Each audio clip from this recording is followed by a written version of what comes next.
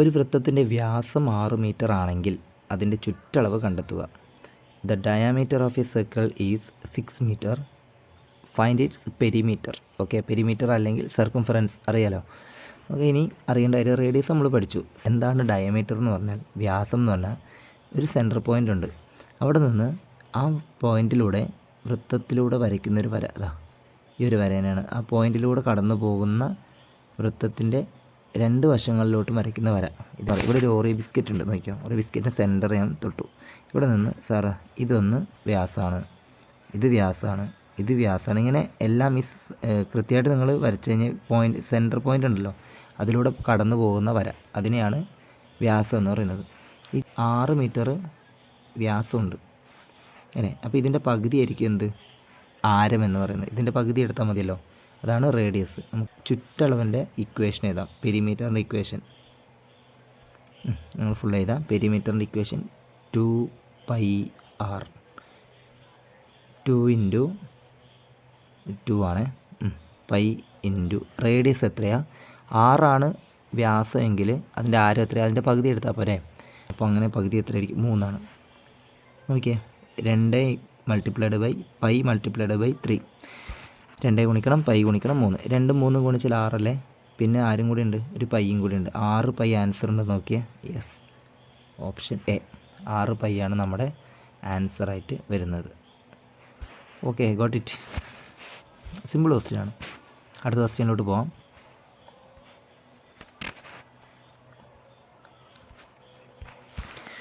നൽകിയിരിക്കുന്ന 2 പ്രസ്താവനകളിൽ നിന്നും ശരിയായവ കണ്ടെത്തുക. സ്റ്റേറ്റ്മെൻറ്റ് ക്വസ്റ്റ്യൻ ആണ്. സമചതുരത്തിൻ്റെ പരപ്പളവ് ഈക്വൽ ടു വശം ഇൻറ്റു വശമാണ്. സമചതുരത്തിൻ്റെ ചുറ്റളവ് 4 ഗുണിക്കണം വശമാണെന്ന് തന്നിട്ടുണ്ട്. ശരിയാണോ തെറ്റാണോ നമുക്ക് നോക്കാം.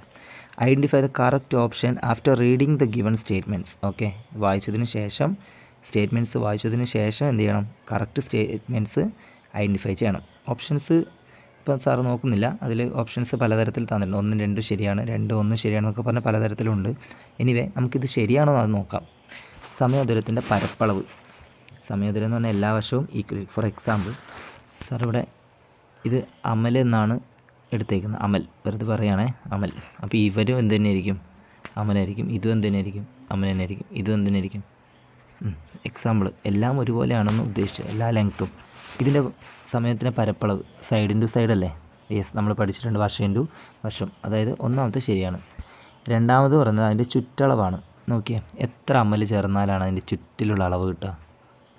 4 ഗുണിക്കണം അമലല്ലേ. അതുപോലെ സൈഡാണെങ്കിൽ നമുക്ക് 4 ഗുണിക്കണം വശം അല്ലെങ്കിൽ സൈഡ് എന്ന് പറയാം. ഇത് ശരിയാണോ? ഓക്കെ, ഇതും ശരിയാണ്. അതായത് 1ഉം 2ഉം ശരിയാണ്. ഇതിനകത്ത് അങ്ങനെ ഒരു ഓപ്ഷൻ ഉണ്ടോ? Yes, first option 1 and 2 are correct. Next one, പ്രസ്താവനകൾ തന്നിട്ടുണ്ട്. നമുക്കത് വായിച്ചിട്ട് ശരിയാണോ തെറ്റാണോ എന്ന് കണ്ടുപിടിക്കേണ്ടതാണ്. ഓക്കെ, വൃത്തത്തിൻ്റെ പരപ്പളവ് ഈക്വൽ ടു πr². വൃത്തത്തിൻ്റെ ചുറ്റളവ് 2πr. വ്യാസം 20 സെൻറ്റിമീറ്റർ ആണെങ്കിൽ ചുറ്റളവ് 20 സെൻറ്റിമീറ്റർ ആയിരിക്കും എന്നാണ് പറയുന്നത്. The area of a circle πr², the circumference of a circle 2πr. Okay, നമ്മൾ പഠിച്ച ഇക്വേഷനാണ്. അത് രണ്ടും എന്താണ്? ശരിയായ കാര്യങ്ങളാണ് അല്ലേ. ഇനി വ്യാസം 20 സെൻറ്റിമീറ്റർ ആണെങ്കിൽ, നമുക്ക് ഒരു സർക്കിളിൻ്റെ വ്യാസം ഇത് മുഴുവനായിട്ടും 20 സെൻറ്റിമീറ്റർ ആണെങ്കിൽ അതിൻ്റെ ചുറ്റളവ്, നമുക്ക് ചുറ്റളവ് കണ്ടുപിടിക്കേണ്ട സമവാക്യം അറിയാലോ. 2πr, 2 ഗുണിക്കണം പൈ ഗുണിക്കണം റേഡിയസ് എത്രയായിരിക്കും? ഇത് 20 ആണെങ്കിൽ ഇതിൻ്റെ റേഡിയസ് ആരം എത്രയായിരിക്കും? 10 ഉണ്ടാവുള്ളൂ, പകുതി അല്ലേ. 2 ഗുണിക്കണം 10 എന്ത് തന്നെ വരും? 20 തന്നെ വരും. പിന്നെ ഒരു പൈ, ഇത് തന്നെയല്ലേ തന്നിരിക്കുന്നത്? യെസ്, അതായത് ഇത് 3ഉം ശരിയാണ്. ABC ഓൾ ആർ കറക്റ്റ് എന്ന് പറയുന്നൊരു ഓപ്ഷൻ ഉണ്ടോ? Yes. D last one. Okay, this is the answer. Next ക്വസ്റ്റ്യനിലോട്ട് പോവാം. അടുത്ത ക്വസ്റ്റ്യൻ എന്ന് പറയുന്നത് സിമ്പിളാണ്. 10 സെൻറ്റിമീറ്റർ വശമുള്ള ഒരു സമചതുരത്തിനകത്ത് 5 സെൻറ്റിമീറ്റർ ആരമുള്ള ഒരു വൃത്തം വരച്ചിരിക്കുന്നു. ഷെയ്ഡ് ചെയ്ത ഭാഗത്തിൻ്റെ പരപ്പളവ് എത്രയായിരിക്കും? ഇതിൽ പറയുന്നുണ്ട് പൈ എന്ന് പറയുന്ന വാല്യൂ 3.14 ആയിട്ട് ഉപയോഗിക്കാനാണ് പറയുന്നത്. A circle of radius 5 centimetre is drawn inside A square of A side 10 centimetre. Find the area of the shaded part. Okay, A circle of radius 5 centimetre is drawn inside A square. Okay, അതായത് സ്ക്വയറിൻ്റെ ഉള്ളിലാണ് വരച്ചിരിക്കുന്നത്. നമുക്ക് figure കണ്ടാൽ അറിയാം. Okay, നമുക്ക് ആൻസറിലോട്ട് പോകാം. പെട്ടെന്ന് തന്നെ ചെയ്ത് നോക്കാം. ഇതിന് നമുക്കൊന്ന് ചെറുതായിട്ടൊന്ന് ചിന്തിക്കുക. ഷെയ്ഡ് ചെയ്തിരിക്കുന്ന ഈ 4 ഭാഗങ്ങളാണ് അല്ലേ. ഉള്ളിൽ ഒരു സർക്കിളും ഉണ്ട്. നമുക്ക് ചിന്തിക്കാം അതിൻ്റെ ഉള്ളിൽ ആദ്യം ആരുണ്ട്? ഒരു സ്ക്വയറും ഉണ്ട്. ഇതിൽ ആരെ കളഞ്ഞാൽ നമുക്ക് ആ ഷെയ്ഡ് ചെയ്ത ഭാഗം കിട്ടുമെന്ന് മാത്രം ചിന്തിക്കുക. അതായത് ഒരു സ്ക്വയർ ഉണ്ട്, ഇതിൻ്റെ ഉള്ളിലാണ് സർക്കിൾ വന്നിരിക്കുന്നത്. നമുക്ക് ഈ സർക്കിളിനെ ഇങ്ങോട്ട് മുറിച്ച് മാറ്റി കഴിഞ്ഞാൽ ആ ഒരു ഷെയ്ഡ് ചെയ്ത ഭാഗം കിട്ടില്ലേ. അത് ഏരിയ കണ്ടുപിടിച്ചാൽ മതി. സ്ക്വയറിൻ്റെ ഏരിയ കണ്ടുപിടിക്കാം, അതിൽ നിന്ന് സർക്കിളിൻ്റെ ഏരിയ മൈനസ് ചെയ്യുക.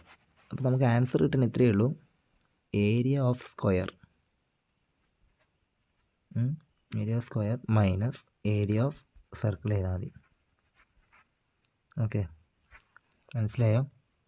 ഏരിയ ഓഫ് സ്ക്വയർ എങ്ങനെയാണ്? സൈഡ് ഇൻറ്റു സൈഡ് അല്ലേ, സൈഡ് ഇൻറ്റു സൈഡ്, അത് കണ്ടുപിടിക്കാം. അതിൽ നിന്നും സർക്കിളിൻ്റെ ഏരിയ എന്താണ്? πr² അല്ലേ. അതിൻ്റെ ആൻസർ അങ്ങോട്ട് മൈനസ് ചെയ്യുക. അപ്പോൾ നമുക്ക് എന്ത് കിട്ടും? ഷെയ്ഡഡ് പോർഷൻ്റെ കിട്ടും. സിമ്പിളായിട്ട് ചെയ്ത് നോക്കിയാൽ മതി. അത് നമുക്ക് സ്ക്വയറിൻ്റെ സൈഡ് നോക്കാം. സ്ക്വയറിൻ്റെ സൈഡ് എത്രയാണ്? 10 സെൻറ്റിമീറ്ററാണ്. 10 മൾട്ടിപ്ലൈഡ് ബൈ 10 തന്നെ കിട്ടും, മൈനസ്. അടുത്തത് πr² ആണ്. പൈയുടെ വാല്യൂ എടുക്കാൻ പറഞ്ഞിട്ടുണ്ട്. 3.14 മൾട്ടിപ്ലൈഡ് ബൈ റേഡിയസ് അതും പറഞ്ഞിട്ടുണ്ട് അല്ലേ. 5 സെൻറ്റിമീറ്റർ റേഡിയസ് ആണ്, ആരമാണെന്ന് പറഞ്ഞിട്ടുണ്ട്. ഇവിടെ പറഞ്ഞിട്ടുണ്ട്. അപ്പം റേഡിയസിൻ്റെ സ്ക്വയർ 5 ഇൻറ്റു 5 തന്നെ എഴുതും അല്ലേ. ഇത് ചെയ്ത് നമുക്ക് ആൻസർ കിട്ടും. 10 ഇൻറ്റു 10 തന്നെ 100 മൈനസ് 3.14 മൾട്ടിപ്ലൈഡ് ബൈ 5 ഇൻറ്റു 5 25 ആണ്. നമുക്ക് ഒരു ഹിൻഡ് തന്നിട്ടുണ്ട്. ചിത്രത്തിൻ്റെ താഴെ നോക്കി നമുക്ക് മനസ്സിലാവും. 25 മൾട്ടിപ്ലൈഡ് ബൈ 3.14 ആൻസർ തന്നിട്ടുണ്ടല്ലേ. 78.5, അതായത് 100 മൈനസ് 78.5. ഇതിൻ്റെ ആൻസർ അവർ തന്നിട്ടുണ്ടല്ലോ. ഇത് മൈനസ് ചെയ്താൽ നമുക്ക് എന്ത് കിട്ടും? ആൻസറിലോട്ട് കിട്ടും. അതൊന്ന് ചെയ്ത് നോക്കി. നമുക്ക് ആൻസർ വിൽ ബി 21.5 എന്ന് ആൻസർ കിട്ടും. 21.5. ഓക്കെ, സിമ്പിൾ ക്വസ്റ്റ്യനാണ്. അടുത്ത ക്വസ്റ്റ്യനിലോട്ട് പോകാം.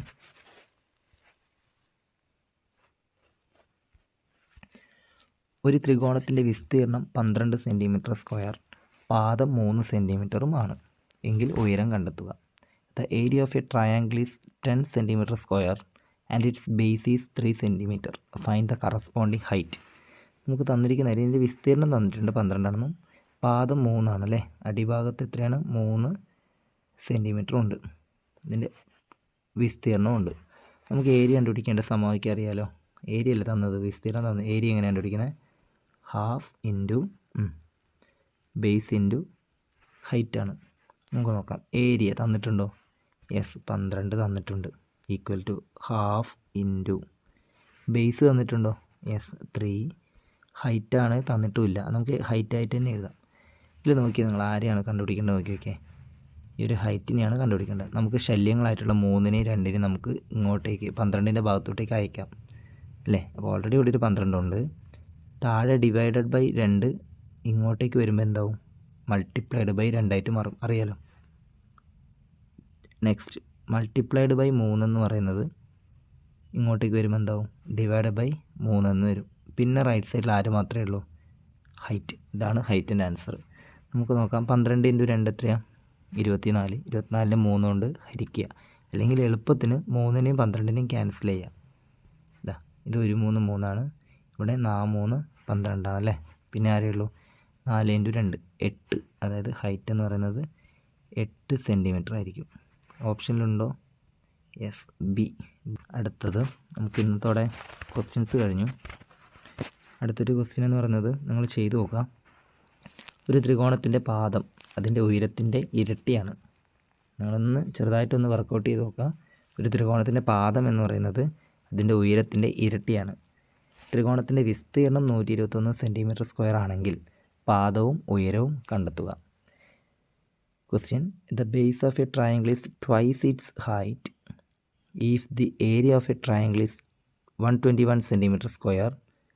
Find the base and height. Okay, ഇത് നിങ്ങൾ ചെയ്ത് നോക്കുക. ചെയ്ത് നോക്കിയിട്ട് ആൻസർ കമൻറ്റ് ചെയ്യുക കേട്ടോ. ആൻസർ അയയ്ക്കുക. സാർ അതിന് തെറ്റായിട്ടുണ്ടെങ്കിൽ, അത് കിട്ടാത്തതുണ്ടെങ്കിൽ, എന്തുണ്ടെങ്കിലും നമുക്ക് ഡൗട്ട് ചോദിക്കാം, പറഞ്ഞുതരാം. Okay, thank you.